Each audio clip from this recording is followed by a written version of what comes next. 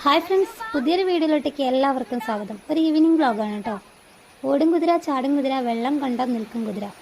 അത് കറക്റ്റ് ഉപമിക്കാൻ പറ്റുന്നത് ഈ ധൻഷു ബേബിനെ തന്നെയാണ് കേട്ടോ. കാരണം എവിടെ വെള്ളം കാണുന്നോ അപ്പോൾ അവൻ അവിടെ സ്റ്റോപ്പ് ചെയ്യാം കേട്ടോ. എനിക്ക് ആ വെള്ളം അവിടെ നിന്ന് കുത്തിക്കലക്കി ചളി ഉണ്ടാക്കിയ ഒരു പ്രത്യേക തരം കളിയാണ് കുട്ടിക്ക്.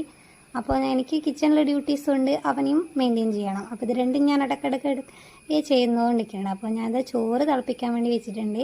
അതിന് ശേഷം ഒന്ന് അടിച്ചു വരാൻ വേണ്ടിയിട്ട് ഇറങ്ങിയിട്ടുണ്ട്.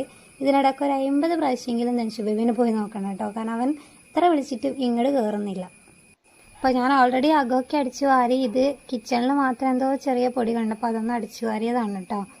അപ്പോൾ അത് ഞാൻ അവിടെ വേസ്റ്റിൽ കൊണ്ട് തട്ടിയിട്ടുണ്ട്. അപ്പോൾ മാച്ചിയും കടങ്ങരൊക്കെ ഒതുക്കി വെച്ച് ധൻഷു ബേബീൻ്റെ ടിഫിൻ ബോക്സൊക്കെ കഴുകി വെച്ചിട്ടുണ്ട്. പിന്നെ നമ്മൾ ചോറ് തിളപ്പിച്ച് വിട്ടാനുള്ള കഞ്ഞിക്കലം വടിച്ച് വെച്ചിട്ടുണ്ട്. വെള്ളം കിണർന്ന് കോരി വെച്ചിട്ടുണ്ട് കേട്ടോ. അപ്പോഴാണ് വെള്ളം തിളപ്പിക്കാനുള്ളത് ശ്രദ്ധയിൽപ്പെട്ടത്. കുറച്ച് വെള്ളമേ ഉണ്ടായിരുന്നുള്ളൂ. അപ്പോൾ ഓൾറെഡി തിളച്ച വെള്ളം ഞാൻ അതിലേക്ക് മാറ്റിയിട്ട് പുതിയ വെള്ളം തിളപ്പിക്കാനായിട്ട് വെക്കാം കേട്ടോ. ജഗ്ഗിൻ്റെ മൂടിയൊക്കെ ഇട്ട് വെച്ച് അതങ്ങോട്ട് മാറ്റി വെക്കുന്നുണ്ട്. ഇനി നമുക്ക് പുതിയ വെള്ളം തിളപ്പിച്ചെടുക്കണം. അത് ഞാൻ അവിടെ വെച്ച് കറണ്ട് പോകുമോ എന്നുള്ള പേടിയുണ്ട്. കാരണം പുറത്ത് നല്ല മഴയാണ് കേട്ടോ. ഭയങ്കര മഴ പെയ്യുന്നുണ്ട്. ഇപ്പോൾ ഏതാണ്ടൊന്ന് കുറഞ്ഞിട്ടുണ്ട് കേട്ടോ. എന്നാലും വലിയ കുറവൊന്നുമില്ല. കണ്ടില്ല, അത്യാവശ്യം മഴ നല്ല രീതിക്ക് പെയ്യുന്നുണ്ട്. ധൻഷു ബേബി മുറ്റത്ത് നിന്ന് എന്ത് പറഞ്ഞിട്ട് ഇങ്ങോട്ടേക്ക് കയറുന്നില്ല കേട്ടോ. അപ്പോൾ ഞാനെന്താ അവന് കഴിക്കാൻ വേണ്ടിയിട്ട് എന്തെങ്കിലും കൊടുക്കാമെന്ന് കരുതിയിട്ട് ഈത്തപ്പഴം അവന് ഇഷ്ടമാണ് കഴിക്കാൻ വേണ്ടിയിട്ട്. അപ്പോൾ അത് കഴിക്കാൻ വേണ്ടി കൊടുക്കുകയാണ്. അവൻ തോലിയോടെ അത് തിന്നത്തില്ല കേട്ടോ. ഇതിൻ്റെ തൊലി പൊളിച്ചിട്ട് കൊടുത്താൽ മാത്രമേ അത് കഴിക്കുള്ളൂ. പിന്നെ എനിക്ക് പേടിയാണ്, അത് തൊണ്ടൊക്കെ കുടുങ്ങുമോ എന്നുള്ളൊരു പേടിയുണ്ടല്ലോ. അപ്പോൾ വളരെ സോഫ്റ്റായിട്ടുള്ള ഈത്തപ്പഴമായതുകൊണ്ട് തന്നെ തൊലി പെട്ടെന്ന് പറഞ്ഞു പോരും. അപ്പം അതിൻ്റെ മണ്ട ഭാഗത്തുള്ളതാണ് കേട്ടോ ഞാൻ കഴിക്കുന്നത്. അപ്പോൾ ഇനിതാ അവനെ ഇത് പൊളിക്കുന്നതിൻ്റെ നടുക്കായാലും ഞാനൊരു 2-3 തവണയെങ്കിലും അവനെ പോയി നോക്കിയിട്ടുണ്ടാവും.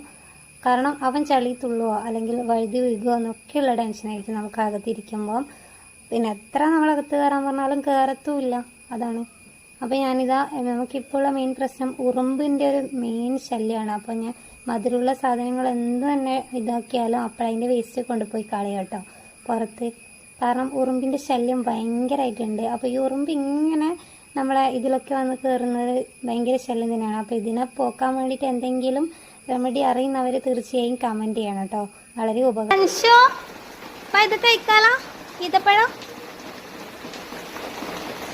വാ മോനെ, ആടെയല്ല ഇങ്ങ് വാ. ഞാൻ നോക്കുമ്പോൾ അവൾ ഫുള്ള് വെള്ളത്തിൽ അങ്ങനെ കളിക്കട്ടോ. അവനവിടെ കുത്തിക്കലക്കി ചളിയാക്കി വെച്ചിട്ടുണ്ടായിരുന്നു. പിന്നെ അവൻ്റെ കൈയും കാലും മുഖമൊക്കെ ഒന്ന് കഴുകി എടുത്തിട്ടുണ്ട്.